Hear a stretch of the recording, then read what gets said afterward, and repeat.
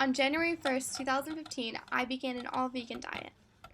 The point I'm trying to make is that I've never experienced a Thanksgiving while eating vegan. Picture your typical dinner. Mine is a table with a big turkey in the middle, a bowl of stuffing, mashed potatoes with a side of gravy, sweet potatoes, green beans, rolls, and cranberry sauce. I wasn't sure what to do this year, and I knew I wasn't alone, so that's where this video came in. How to make a Thanksgiving dinner vegan. Start with the sweet potatoes because they take the longest to bake. All the materials are simple. I needed a bowl and a peeler. You can skip this step altogether if you have a potato scrubber to clean the dirt off, but I don't, so I peeled the skin. Spread the potatoes on a pan lined with parchment paper, and make sure that you poke each one a few times with a fork so it doesn't explode. Bake in the oven at 420 degrees for 1 hour. Cut them open, add a little bit of earth balance and some vegan marshmallows, put them back in the oven for another minute, and serve them.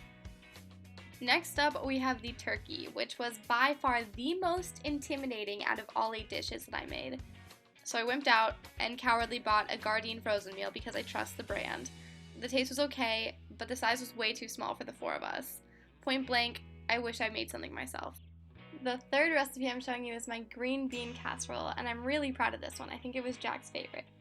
The ingredients consist of 1 pound green beans, cut in half and trimmed, 1/3 cup of chopped onions, 1 cup of finely chopped mushrooms, 1 tablespoon of garlic, heaping, because I love garlic, 2 tablespoons of flour, 1 cup of vegetable broth, 1 cup of any non-dairy milk, 1 packet of those crispy fried onions that you get at the store, salt and pepper. Boil the pound of green beans in a large pot for about 5 minutes, then stick them in the freezer for a few minutes to cool. While that's happening, grab a pan and start cooking the chopped onions. Add in a tablespoon of garlic. Wait a few minutes to let them cook before adding in the mushrooms. I switched to a bigger pan so things could cook evenly. Once the mushrooms are brown and a bit tender, you can start sprinkling in the flour. At this point, let it go for another minute or 2 and then pour in the vegetable broth. It was around this point that I realized I left the other tablespoon of flour, so I had to pour that, and you can already see the difference that it made in the sauce. Okay, by the time it's sizzling, you're able to pour in your non-dairy milk, and I used almond milk, and make sure that you don't get vanilla flavored on accident. Stir that in, and once it starts looking thicker, and you can see it bubbling on top, then you know it's ready. So you can move that pan aside, bring in the green beans, and pour the sauce on top.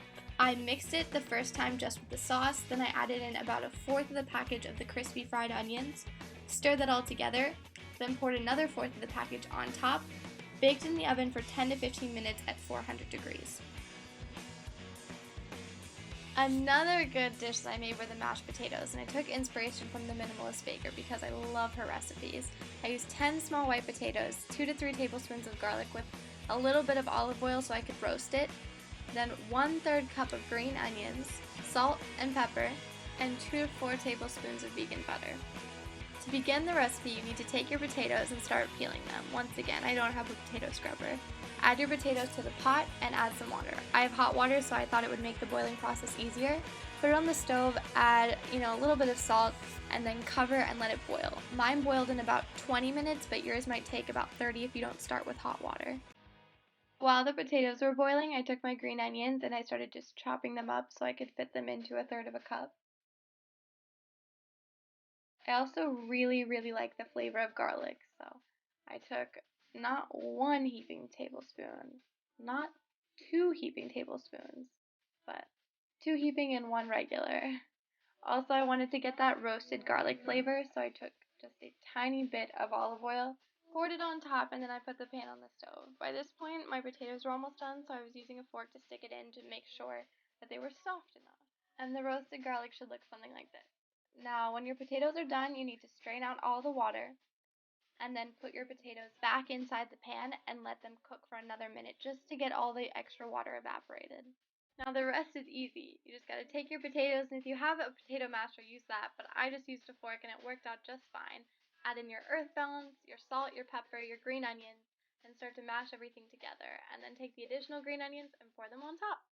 And mashed potatoes are nothing without gravy, so I'm making a mushroom gravy, which all I have in this pot right now is 1/4 cup of vegetable broth, 1 cup of green onions, and 8 ounces of chopped up mushrooms, which is an entire package at Trader Joe's.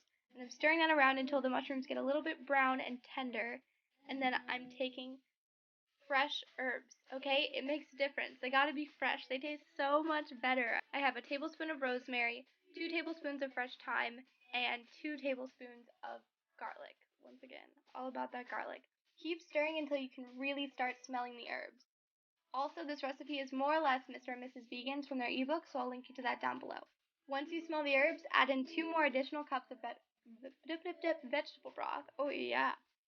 Just keep that on going. And then I added my crescent rolls into the oven. Nice little break from the gravy, but now I'm back to work. This part was hard. I took, cornstarch and tamari, and I mixed them together, and it makes this really weird consistency. Do you see it? It's like a sticky paste. Then I poured the mixture into the pot, and I started whisking it vigorously until the paste dissolved. I brought the mixture to a boil for about a minute, and then, that was really it. That made the gravy. The final recipe, the cranberry sauce. I always thought this was kind of a weird part of the Thanksgiving dinner. Like, I didn't really know why it was included, but this recipe is really easy and it's really good. So you just take an entire packet of cranberries that you get at the store, add that into a pot with a cup of orange peach mango juice until it boils, and when it starts boiling, uncover it, reduce the heat, pour in a half cup of maple syrup, stir it all in, then put it in the fridge. My camera cuts off at the end, so you'll have to forgive me. I've been cooking for 7 hours. My camera was tired. But that's it. It's really easy. It's so good. Angel. I got my city doing front flips. When every father mayor rapper jump ship. I guess that's why they call it where I stay. Clean up the streets so my daughter can have somewhere to play. I'm the blueprint to a real man. Some of these niggas toss they tassel for a deal, man. I ain't going to hell or the hill, man. For my real fans. I got cars